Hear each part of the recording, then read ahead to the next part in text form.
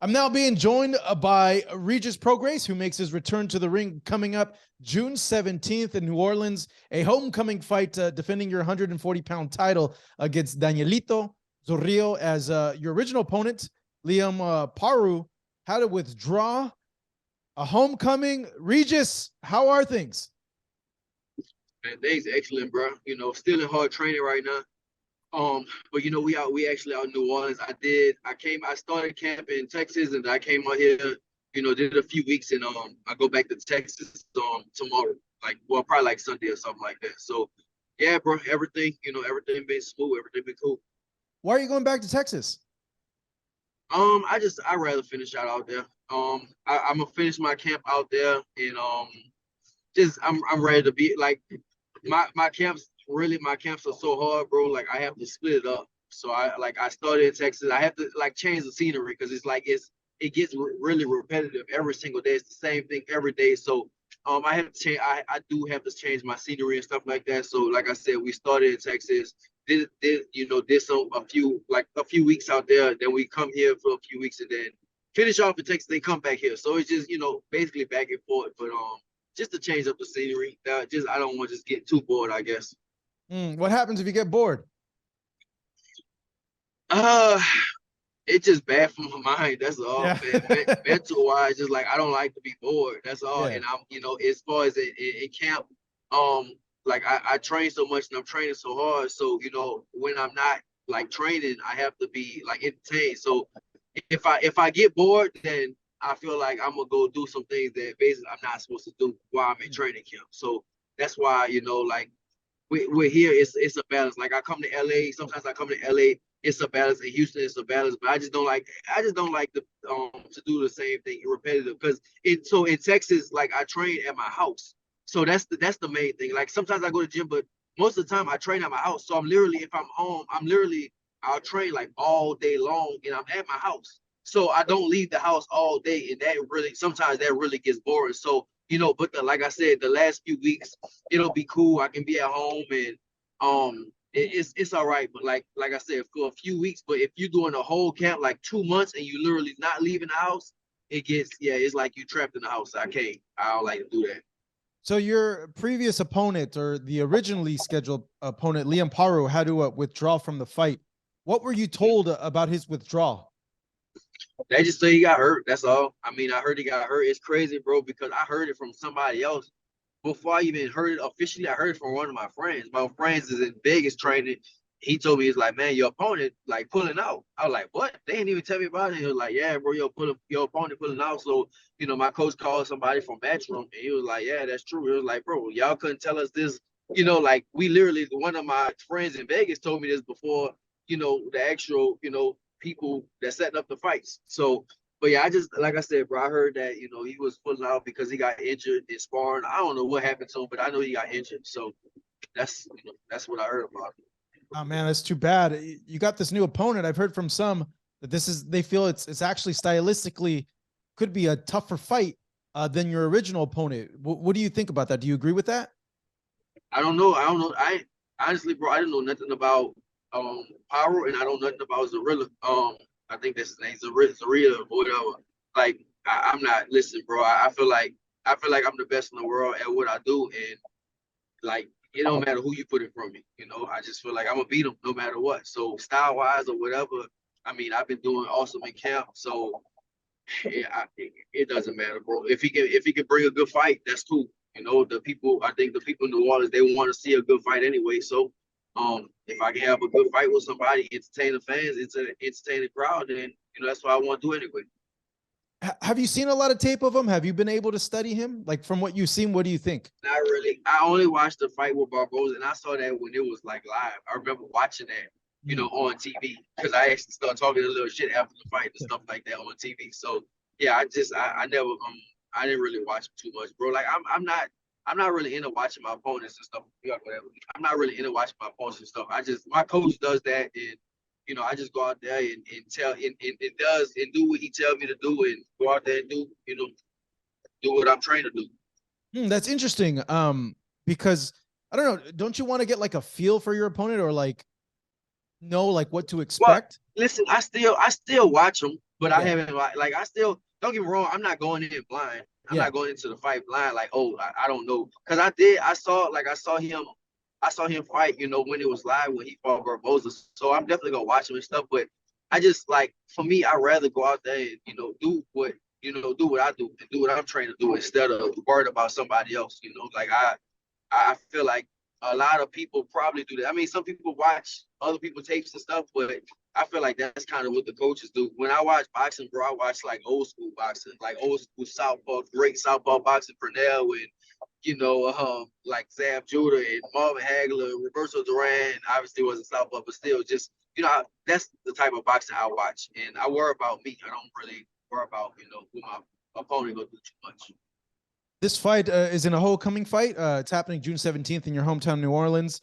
You signed a 3-fight deal with Matchroom and Eddie Hearn, though you had offers from other promoters. In your opinion, what made Matchroom stick out to you the most? Like, why did you decide to go with Matchroom? First off, it was the gut feeling. It was just my gut feeling. You can't sometimes when you have a gut feeling, you can't go away from that. You can't just and so I met Eddie. Well, I mean, obviously I met Eddie years ago, but they had a fight in San Antonio, and I met Eddie, and just kind of just what he told me, it was like like it just was better. It just was good. Like the plan was that, well, tell you what, like so. The plan with Top Rank, it was just like I'm gonna be a part of their plan. And I said this before, it's like I'm gonna be a part of their plan, what they have going on. But it's like with Eddie, I will be the plan. Like but basically like I'll be more of a priority over at Matchroom. That's kind of what I feel like. I'd rather be like, for me, I'd rather be priority than just somebody just in the mix. That's kind of how I felt. And I felt like with the Top Rank deal, I was just gonna be in the mix. But with the Eddie deal, like I am like if I'm not mistaken, I think I am one of the only like U.S. champions. I mean, I think male champions, in the U.S. So, I think for the most part, man, it was just like I was gonna be priority, and then on top of that, man, he had like I know maybe I don't know how this will sound to some people, but he had a quicker fight date basically. Like there was like the Top Rank deal was supposed to be in August, and then the Eddie deal is June. And so for me, that is a big deal. I'd rather fight in June than I'd rather fight in August. So that's why, I went Matchroom. And then the whole thing, man, it was just like you said, a gut feeling. When I have the gut feeling, it's just like you can't shy away from your gut feeling. That's just you have to stick with that and go. And I'm in so for me, I didn't want to have like doubts in my mind. I didn't want to be like, if I would have went Top Rank, I didn't want to be like, man, I should have went Matchroom way. And saying vice versa, I didn't want to go Matchroom and be like, man, I should have went Top Rank. And still right now, I don't feel like that. Like I feel like I made the right move. I don't know if this is accurate or not, but I read that the Top Rank deal, they actually offered you more money. Is that accurate? They offer me more fight. Obviously, more fights can be more money. Yeah. Yeah. They offer me more money, but they offer me more fights. Yeah, at the same time. But yeah. So I guess like on the surface, some people would be like, whoa, you skipped more money for this because you feel that you're more of a priority. That's really what it is, right? Yeah, basically. Yeah, I feel like I'm gonna be more priority, and I feel like Eddie can deliver me the big fights. I think he could deliver. Like, I think he still can deliver me those big fights. So. All right, with the deal, I'll tell you the deal. What it was. We're not giving the numbers, but the deal was it was gonna be Barboza. Barboza's supposed to be first in August, right? And then and same thing. This one was supposed to be Haru or whatever. And they about what and what. And in caliber fight, they about what and what. After that, I think it was supposed to be like Ramirez, and then maybe like Josh Taylor or like a Tiafimo. But the numbers just wasn't there. For me, the numbers wasn't there for those fights. I feel like those fights are big fights, and the numbers don't turn it off. The numbers just they just wasn't there. So and basically like Eddie just gave me, like I said, it was just better. And he told me he can give me, just bigger fights. So what are those fights, why. Man? I gotta know. What are so you listed Top Rank had offered Barbosa, maybe Teo, maybe Josh Taylor. maybe Ramirez, maybe Taylor, maybe Ramirez, Josh yeah, Taylor. Oh, yeah. another thing I didn't say is that so what I understand is Ramirez has so all right. You take out you could take out all those other fights. You could except Barboza, but all those other fighters have something maybe going on, right? So Ramirez, from what I understand, this is his last fight at Top Rank. That's what I heard. It's his last fight at ESPN. So all right, you telling me I can maybe fight Ramirez, but by the time after I fight Barboza, it's gonna take a few months. He probably gonna be gone. After that, Josh Taylor, if he's going up, I don't know. I don't know if he's going up or not. And then Teal, I heard that, maybe I don't know what's going on with him either. Maybe he might be leaving ESPN or Top Rank too. So basically, Barboza was the only one that they can really, for me, guarantee me. And it's like, all right, Barboza or Liam Power, they really on the same level. And I mean, no disrespect to Barboza, but he's just not a big name. He's not a name that's like, all right, it's an interesting fight. Like I do want to fight the big fights. The only person I truly, really, really want to fight is Josh Taylor. That's literally the only person. And now Matias. Josh Taylor, because they have the belts, but Ramirez and stuff.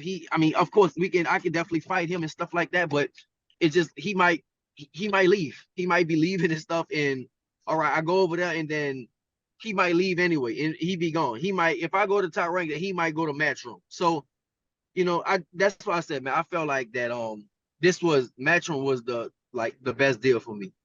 So who did Eddie say he could get you a fight with at 140 after this one? After this one, I think we was leaning more towards Matias. After this one, Matias, and obviously he brought the Haney thing up. He brought up Haney, and I know you gonna ask me about it because Yeah, tweets and stuff been going on right now. Yeah. Yeah, of course, tweets been going on stuff like that right now. But Eddie said, yeah, like we can Matias for unification, and maybe even Haney. Haney has he had one more fight or something like that on the contract with them, so maybe I can fight Haney or Matias. And so it's like, all right, I can go Top Rank and fight Barboza and or maybe a Ramirez and maybe a Teal, or I can go Eddie and I can get Matias for a belt, and maybe Haney, and that's that's a really big fight, So, and basically the money that Top Rank was gonna offer, bro, like in one of those fights, I probably make the same money in one of those fights that they can offer me probably in 3 or 4 fights. So, yeah, I know people think that I should have went this way, I should have went that way, but I think that Matchroom just made the most sense. Yeah, I was gonna ask you about that tweet. It kind of seems like Devin made up his mind and he's gonna go to Matchroom, back to Matchroom. Is that what you heard? Yeah, I heard that, and I mean, listen, Eddie told me that a while ago. Eddie told me that we gonna try to get Devin. He said, man, you and Devin is gonna be a big fight. We're gonna try to bring back Devin after the Loma fight. We're gonna try to bring back Devin, and it looks like that's what's happening. So back when I signed my deal, people didn't know all these things. I know the fans and stuff like that. Hopefully they watch this, but the fans and stuff, they don't know the inner workings of what's going on behind the scenes. They just talking and stuff like that. But he was already Eddie was talking to Matias, Eddie was talking to Haney, and those are big fights. I just feel like bigger than, on the other side of the street, I guess. Yeah, you invited Devin to the fight coming up. Yes. Oh, man, that gets me excited. You and Devin, how does a fight between you guys look like? I mean, I don't want to be disrespectful. Turn this off. I don't want to be I don't want to be disrespectful. I don't know if you can still see me, bro. There we go, right there. I don't right want to be I don't want to be disrespectful right now. Say your truth. Say your truth. Say what you. Listen, if we fight, well, all right. I'm gonna say this without being too disrespectful. I felt like he lost against Loma. I felt like Loma won. It wasn't a robbery, but I still felt like Loma won. And I do feel like if I land those same shots that Loma landed on Devin, it's not gonna be good. That's without being too disrespectful. I don't want to be too disrespectful because we might fight, and I want to save that for the fight, save that for press conference and all that type of stuff. But Loma was touching him up. He had some whelps on his face, all that stuff. And Loma is a 30-pounder, and you're talking about somebody that been at 40 his whole career. And and I'm a big puncher at 140, and I really hurt people. So just saying, just off of that performance, his last performance against Loma, if I hit him with those same shots, I definitely feel like it's good night for sure. No decision, no none of that stuff. I feel like it'll be is nap time, bro, for sure. Like I really feel like I can hurt Devin Haney. Like I can hurt him. Like if I hit him with those shots, I feel like I can really hurt him. Now he's a good boxer, he's good and all that stuff, bro. Like once you get hit with them little bitty 8-ounce gloves on by somebody like me that's trying to knock your head off your shoulders, yeah, it changed a lot of things up. A lot of controversy over the weekend from that fight, though. A lot of people rewatching the fight and saying, "Hey, Haney did win." A few people said that, but do you still stick with your observation of the fight? You felt that Lomachenko won, and did you feel it was a fight where it was felt like 1 point, 2 points? I don't never score. I never really saw. I was at like a little club watching the fight, bro. So I'm not in there trying to be a boxing head and scoring the fight, stuff like that. I just felt like at the end of the day, bro, I feel like Haney just won the fight. I mean, Loma won the fight. I feel like Haney lost. I feel like Loma won the fight. Now, another thing you got to take into consideration is like Devin is the undisputed champion. So did Loma do enough to take his belts? That's the argument. That is some type of argument and stuff like that. But if it was just Devin Haney versus Lomachenko with no belts on the line, I definitely feel like Loma won that fight. I really feel like hands down Loma won that fight. I just feel like he controlled most. I mean, majority of the fight. He controlled more of the rounds than Devin did. He hit him with a lot of more effective shots. I think Devin did hit him with a lot of shots. But I think Loma's shots was just it seemed like it was more effective. Obviously, I wasn't there live. I was watching on TV, and always from watching live and watching on TV is always different. But even people that was there at the fight, a lot of people said that Loma won. So and I still stick to that too. I have to go watch it again, but I still stick to I think Loma won the fight. Do we see a rematch from I guess from what you're telling us? Probably not. But do we see a rematch? I don't think so. I don't think so. I saw Bill Haney was like, nah, I don't think they would want to rematch Loma, because, even though he's getting older, I think he'll come in, he will make adjustments. He had 400 amateur fights and something like that, multiple time world champion. So I think he will come in and make adjustments. So I don't think they will want to see Loma again. I think he probably will want to fight me next. We'll see. Hopefully me and him can fight next. Yeah, man, this 140 division now is getting really interesting. You got you as the world champion.